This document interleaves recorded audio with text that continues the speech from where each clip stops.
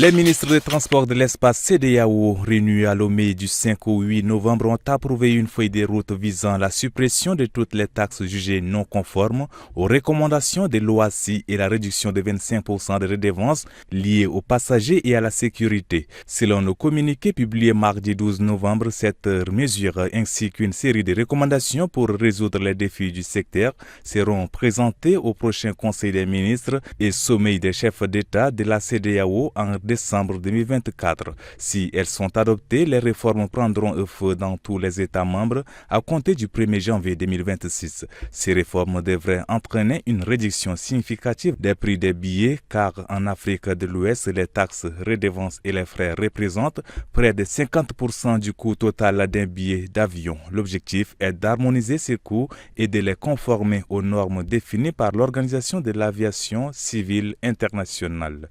Toutefois, une période d'1 an sera accordée aux États pour des dispositions budgétaires nécessaires devant permettre une transition en douceur. La mise en place d'un comité a été également proposée pour une surveillance régionale de l'adhésion des États et l'application des mesures. Un accord politique a été signé entre le gouvernement tchadien et le docteur Hassan Barkai Al-Lachi, chef de l'opposition de l'Union des forces démocratiques du Tchad, sous l'égide de la Communauté économique des États de l'Afrique centrale, marquant une étape clé dans le processus de réconciliation nationale au Tchad. Le compromis a été signé à Kinshasa en présence du facilitateur désigné de la CEAC, le président Félix Tshisekedi, représenté par Didier Mazanga Mukanza, et l'ambassadeur Gilberto da Piedad Verissimo. Le gouvernement tchadien était représenté par Aziz Mahamad Saleh, ministre des Infrastructures. Cet accord vise à réintégrer Dr Al-Lachi et les membres de l'UFDT dans le processus politique et à garantir leur sécurité et leur droit d'exercer des activités politiques. À noter que l'un des membres de la délégation de l'UFDT a perdu la vie lors des événements de 2007 à l'est du Tchad. Ce retour marque pour Dr Hassan Barkai Al-Lachi la fin d'un exil de 10 ans hors du Tchad et de 18 ans pour les autres membres. Dans cet accord, il s'engage à rejeter toute forme de violence, à promouvoir l'unité nationale et à respecter les lois tchadiennes, tandis que le gouvernement tchadien garantit la sécurité et la réinsertion socio-professionnelle des membres de l'UFDT. Au total, 504 mendiants étrangers arrêtés lors des rafles déclenchées depuis quelques semaines dans le cadre de l'opération Zéro Mendiant ont été rapatriés ce mercredi 13 novembre dans leurs pays respectifs. C'est grâce à des moyens de transport mis à disposition par le comité interministériel chargé des activités d'identification, de retrait et de prise en charge des mendiants tchadiens et étrangers. Cette opération s'inscrit dans la vision politique des autorités tchadiennes visant à donner un nouveau visage à la ville d'Njamena et à sécuriser les personnes et les biens.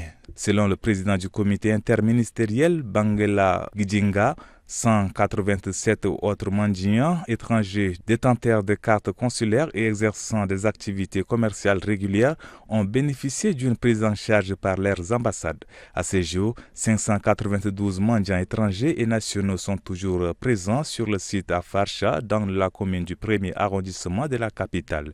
Ils bénéficient d'une prise en charge du comité interministériel qui veille à leur santé.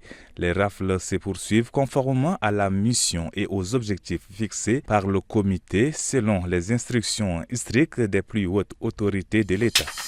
La mobilisation de financement climatique, particulièrement à travers les fonds climatiques internationaux pour soutenir les priorités identifiées dans le plan national d'adaptation du Tchad, est au centre d'une session à laquelle a participé le ministre de l'Environnement, de la Pêche et du Développement durable lors d'un deuxième panel ce 13 novembre.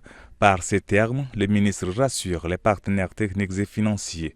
Nous avons développé une stratégie de mobilisation des financements à plusieurs niveaux. Le renforcement de nos capacités institutionnelles constitue notre première priorité. Nous investissons dans la formation continue de nos experts nationaux, améliorons nos systèmes de gestion financière et développons nos compétences en formulation des projets climatiques. Notons qu'en marge de ces panels, le Tchad a été décoré pour ses efforts pour pallier les vulnérabilités climatiques.